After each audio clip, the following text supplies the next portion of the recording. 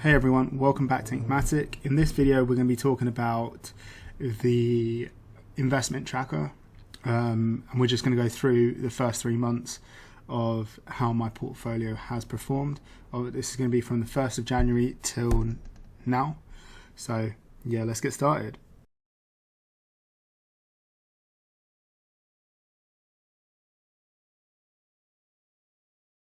So as you can see, on the 1st of January 2020, my investment portfolio had a total market value of £4,167, and it was composed of 57 individual holdings. So if we just scroll down further, we can see that BT was my largest, is my largest holding, followed by Direct Line, New River REIT, Cloudflare,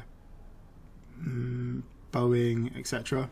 So this is my little pie and the breakdown of all my stocks, my individual holdings. And then on the right hand side, I've got the investment category, and you can see that obviously most of my stocks are pretty much domestic equity dividends. And then I've got international equity, and then just domestic equity, which is like growth kind of stuff, which aren't really dividend focused. Then REITs, exchange traded funds, and investment trusts. So you can see that dividends make up a large portion of my overall portfolio. When we look at sectors and then a breakdown of that, so you can see that 21% of my investments are pretty much insurance, 16% is property, telecoms makes up 14%, finance, this includes banks, makes up 14.7, manufacturing makes up 8.2, and in terms of currencies, so we can see that 74% of my portfolio is British stocks, which are in pounds, 21% is in US dollars, and 4% is in euros. So if we fast forward to the 1st of February, just let that load up, so you can see pretty much the proportions have kind of remained the same. This pie hasn't really changed much. Obviously the holdings have increased a little bit. What else? That's pretty much, international equities increased a little bit, but yeah, apart from that, pretty much looks the same. And then if we fast forward to the 1st of March, alright, so we can see that on the 1st of March, my investment portfolio had a market value of 5,185, and it was composed of 54 individual holdings. So again, we can see that pretty much they've all, this side of the chart anyway, is remained the same.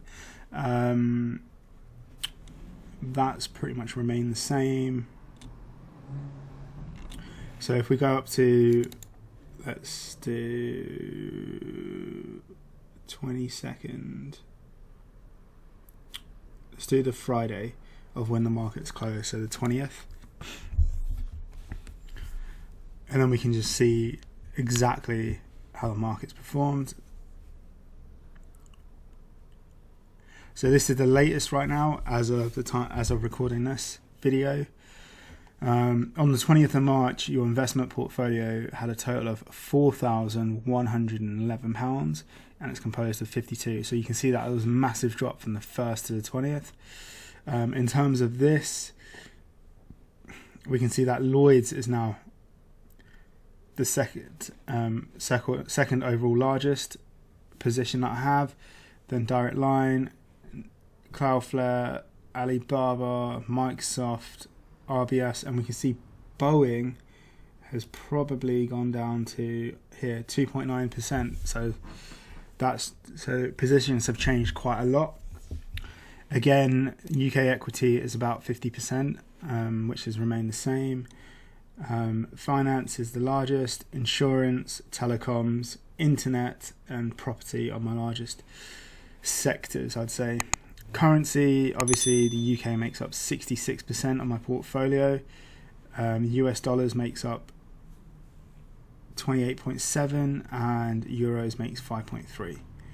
And moving on to this section, so if we do to the 31st, so from when the actual year started to now, we'll just have a look and see what sectors have performed well, what haven't.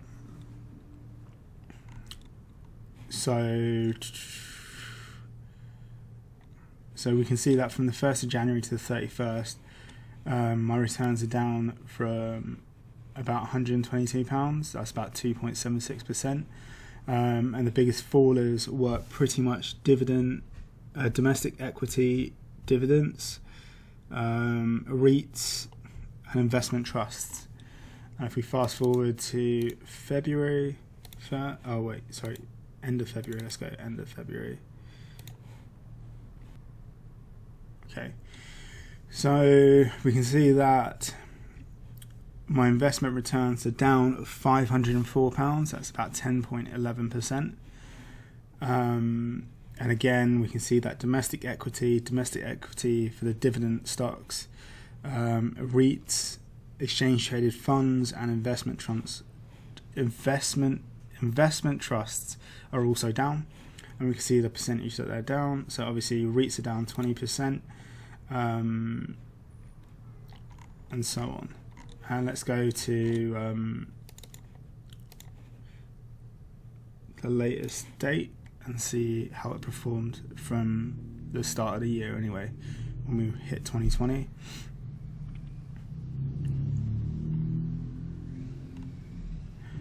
Alright, so we can see that the portfolio is actually down £1,889, which is roughly about 36%.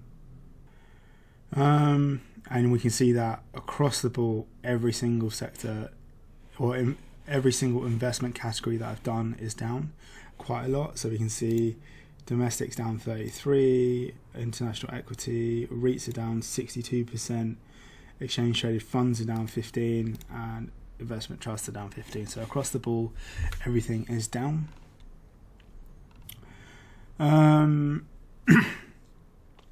So looking at year on year, that in 2019, since I started in July investing, I've received £36.43 in dividends.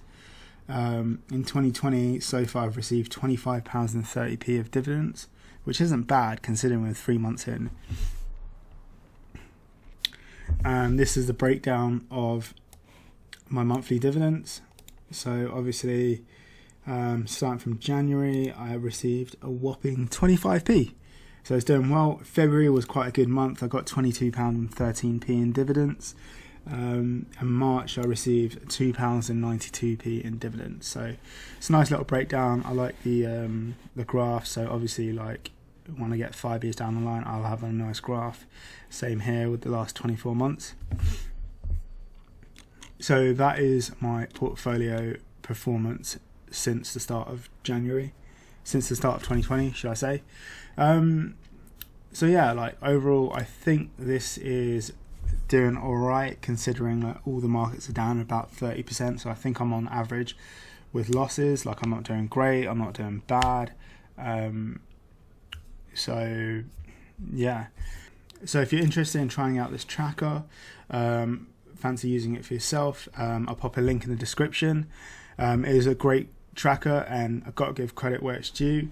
You want to check out the measure of a plan to get this tracker. I'll put the link in the description, and all you do is literally click on Google Sheets, and it basically says what you have to do: file, make a copy, and then that's all you have to do, and that's pretty much it. Like, it's a great tracker, highly recommend it. So I've made some modifications, like I said, like I've added sectors here, I've added this stuff here, sectors obviously,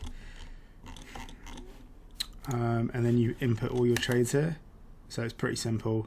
Obviously, like I've got loads of trades done, and then it basically does all the hard work for you, and you can see the portfolio as a whole, and what's doing well and how many I own and stuff like that.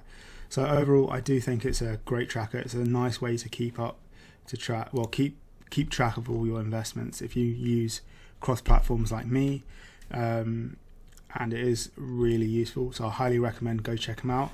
So you want to check out themeasureofaplan.com /investment portfolio tracker. So yeah, see you in the next video.